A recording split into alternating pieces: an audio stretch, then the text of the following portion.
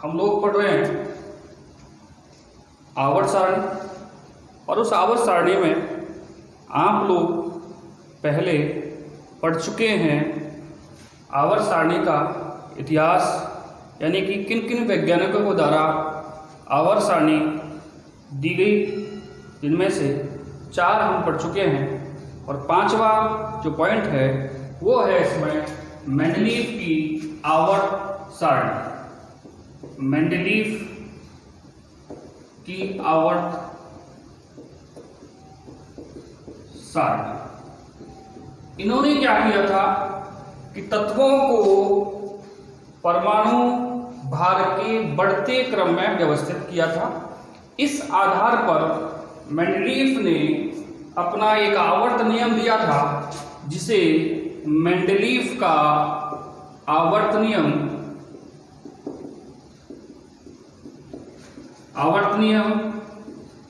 कहते हैं। क्या होता है मेंडलीव का आवर्त नियम? क्या था? इन्होंने बताया कि तत्वों के भौतिक एवं रासायनिक गुण उनके परमाणु भारों के आवर्ती फलन होते हैं। इनके अनुसार तत्वों की भौतिक एवं रासायनिक गुण उनके परमाणु भारों के आवर्ती फलन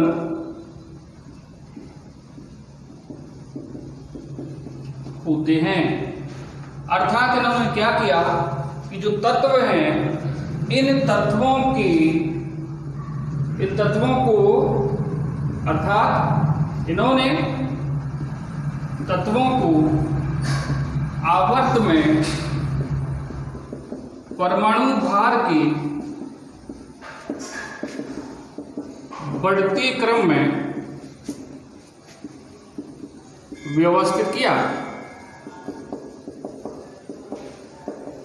साथ ही इन्होंने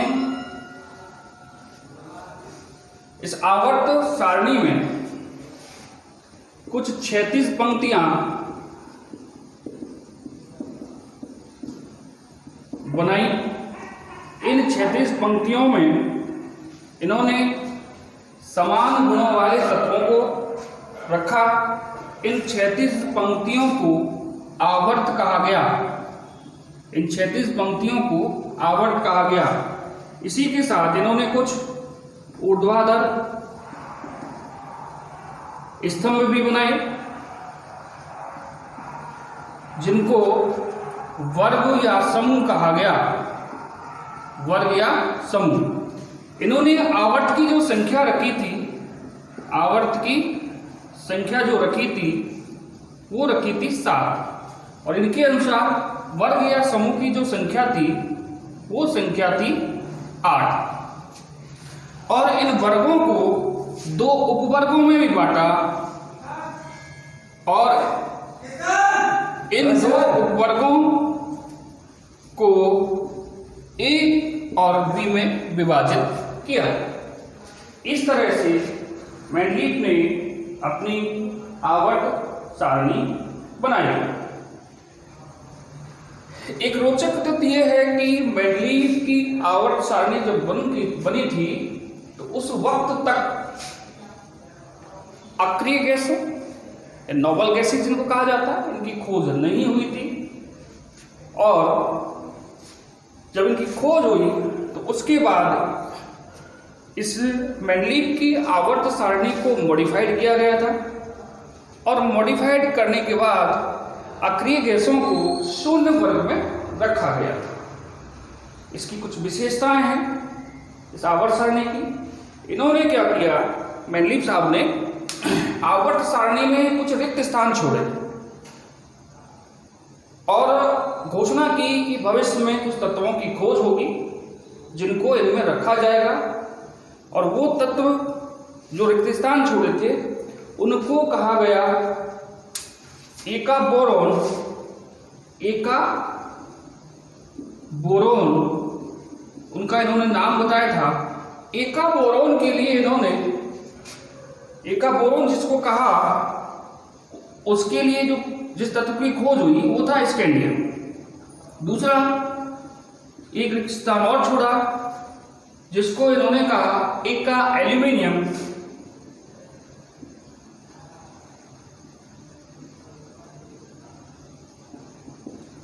जो बाद में जिस तत्व की खोज हुई एका एल्यूमिनियम वो था आपका गैलियम। और एक था एका सिलिकॉन जो था आपका जर्मेनियम।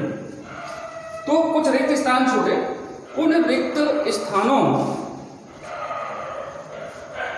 को इसलिए छोड़ा कि भविष्य में कुछ तत्वों की खोज होगी जिनको इस जगह रिक्त स्थानों के स्थान पर रखा जाएगा।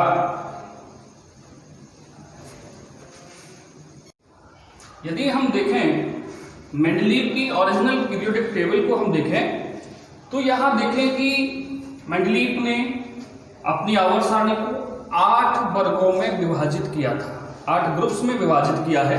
आप देखें ग्रुप नंबर 1 यानी वर्ग 1, 2, 3, 4, 5, 6, 7, 8।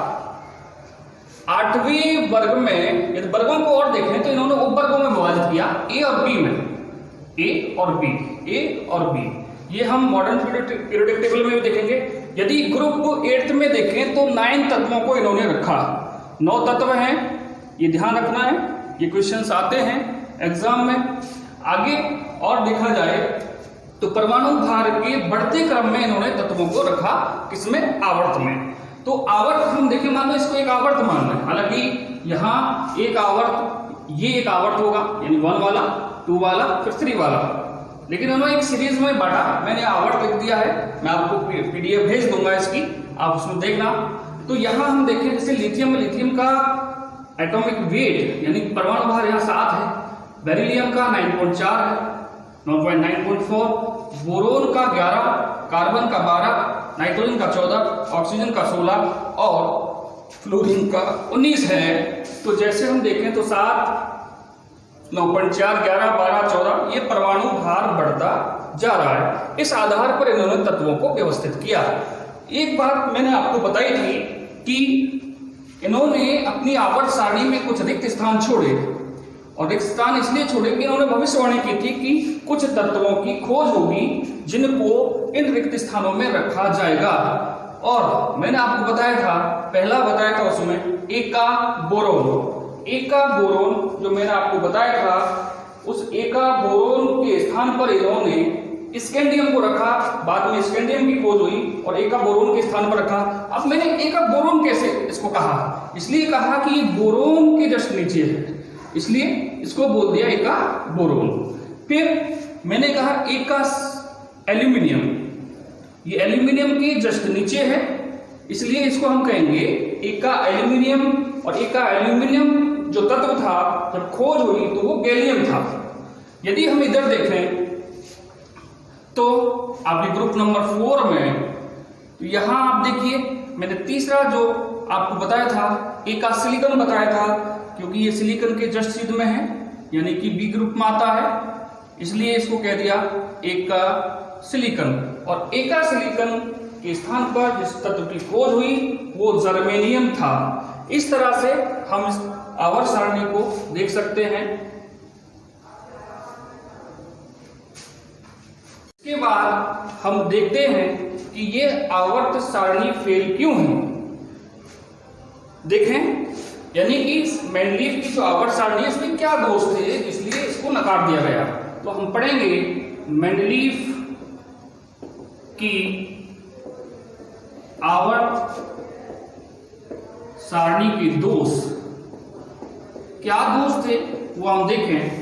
पहला दोष तो था कि जो हाइड्रोजन परमाणु है इसको अनिश्चित स्थान दिया गया है, यानी कि हाइड्रोजन परमाणु का स्थान फिक्स नहीं था। क्यों फिक्स नहीं था? यदि हम देखें हाइड्रोजन परमाणु जो है इसको हम क्षार धातुओं के साथ रखते हैं। क्षार धातु क्यों रखते हैं? क्योंकि हाइड्रोजन का इलेक्ट्रॉनिक विन्यास 1s1 होता है और क्षार धातुओं का वाहितम इलेक्ट्रॉनिक विन्यास हम देखें तो वो NS1 होता है। तो यहाँ S कक्षक में आपका एक इलेक्ट्रॉन हाइड्रोजन वाले में और क्षार धातु के S कक्षक में एक इलेक्ट्रॉन, इसलिए इनको इनके साथ रखा।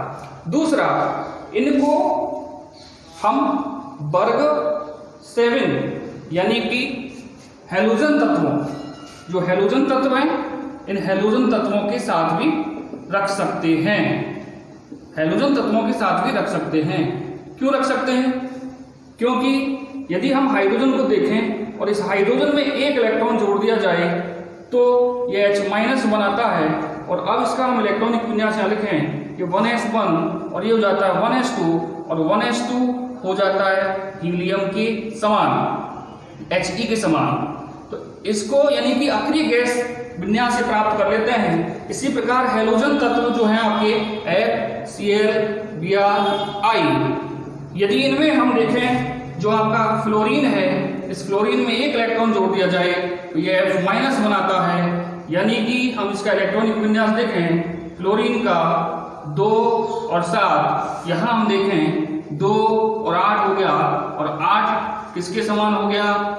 नियोन के समान, यानी कि अक्रिय गैस विन्यास से प्राप्त कर लेता है। इसलिए हाइड्रोजन को हम निश्चित स्थान नहीं दे सकते, ना ही आपके मेंडलीव साहब ने इसको निश्चित स्थान दिया है। दूसरा हम देखें अक्रिय गैसों का स्थान। मेंडलीव ने जब अक्रिय गैसों की खोज हो चुकी थी तो उनको एक निश्चित स्थान नहीं दिया। हाँ, ये जरूर है कि इसकी जो मॉडिफाइड पीरियोडिक टेबल आई थी उसमें इनको शून्य वर्ग में रख दिया था, लेकिन जो ओरिजिनल पीरियोडिक टेबल थी उसके अंदर इन्होंने मेंडलीव साहब ने अक्रिय गैसों को एक निश्चित स्थान नहीं दिया था। तीसरा हम देखें तो समस्थानिक।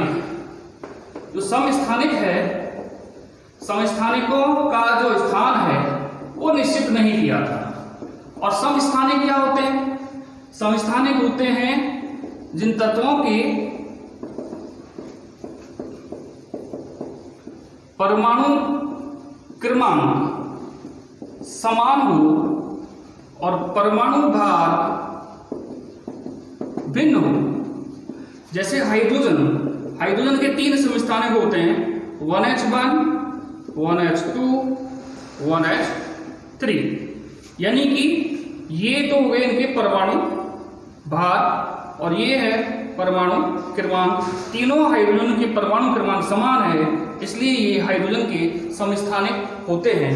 तो इन्होंने जो अपनी आवर्त सारणी में जो तत्वों को व्यवस्थित किया था आवर्त के अंदर, वो परमाणु भार के बढ़ते क्रम में व्यवस्थित किया था। यहां हम देखें तो परमाणु भार जो है इस हाइड्रोजन तत्व के जितने भी परमाणु होंगे, जितने समस्थानिक होंगे, इनके परमाणु भार अलग अलग है। तो हाइड्रोजन तत्व के समस्थानिकों को भी इसी हिसाब से परमाणु भार के बढ़ते क्रम में उस आवर्त में रखना चाहिए था, जबकि इन्होंने ऐसा नहीं किया, इसलिए ये आवर्त सारणी फेल हो जाती है। इसके बाद हम देखें चौथा जो दोष है वो दोष है कि इन्होंने क्या किया कि अधिक परमाणु भार वाले तत्वों को कम परमाणु भार वाले तत्वों से पहले रखा। आप पीरियोडिक टेबल के अंदर देखोगे, जैसे आपका Te है, T का परमाणु भार 127.6 होता है, इसको आयोडीन से पहले रख लिया, और आयोडीन का परमाणु भार 126.9 होता है। देखें Te को T 127.6 को I का है 126.9 से पहले रखा। दूसरा हम देखें तो दूसरा है इसका कॉपर का है 58.9 और निकिल का होता है 58.7। तो कॉपर को Na से पहले रखा। तीसरा यदि हम देखें तो तीसरा है आर्गन। आर्गन को K से पहले रखा। आर्गन का होता है 39.9 को पोटेशियम 39.1 से पहले रखा।